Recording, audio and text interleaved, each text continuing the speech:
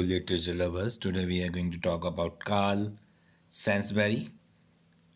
He was a Swedish American poet, biographer, journalist, and editor. He won three Pulitzer Prizes, two of his poetry, and one for his biography of Abraham Lincoln. During his lifetime, Sandburg was widely regarded as a major figure in contemporary literature, especially for volumes of his collected verse, including Chicago Poems 1916, Corn Hustlers 1918, and Smoke and Steel 1920. He enjoyed unrivaled appeal as a poet in his day,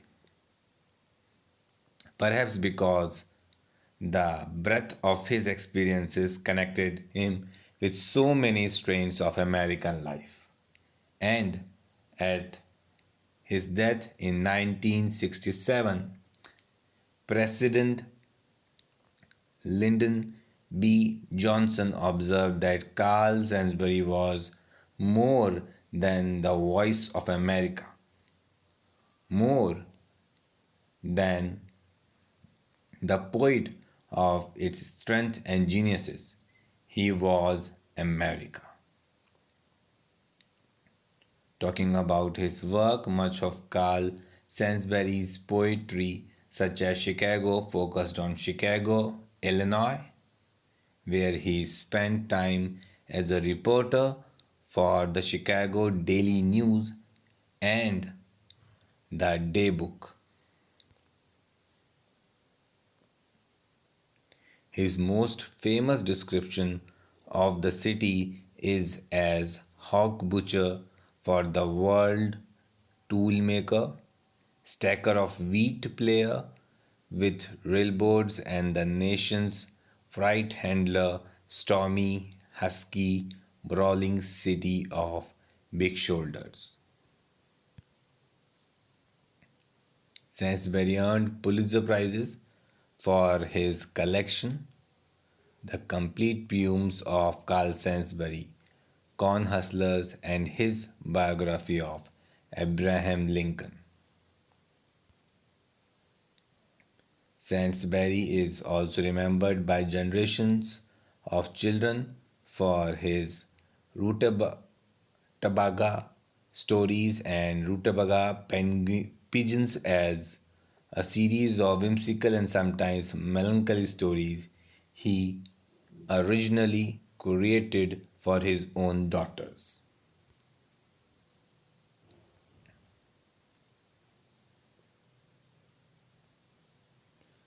The Rutabaga stories were born of Sandburg's desire for American fairy tales to match American childhood. He felt that European stories involving royalty and knights were inappropriate and so populated his stories with skyscrapers, trains, corn fairies, and the five marvelous pretzels. In 1919, Sainsbury was assigned by his editor at the Daily News to do a series of reports on the working classes and tensions among whites and African Americans. The impetus for these reports were race riots that had broken out in other American cities. Unfortunately, ultimately, major riots broke out in Chicago too, but much of Sandburg's writing on the issues before the riots caused him to be seen as having a prophetic voice, a visiting philanthropist, Joel Spingram, who was also an official of National Association for the Advancement of Colored People, read Sandberg's columns with interest and asked to publish them as the Chicago Race Riots, July 1990. That's all for today. I hope you must have got an overall perspective related to Carl Sainsbury. Share your views in the comment section. Keep exploring, keep studying. Thanks for listening.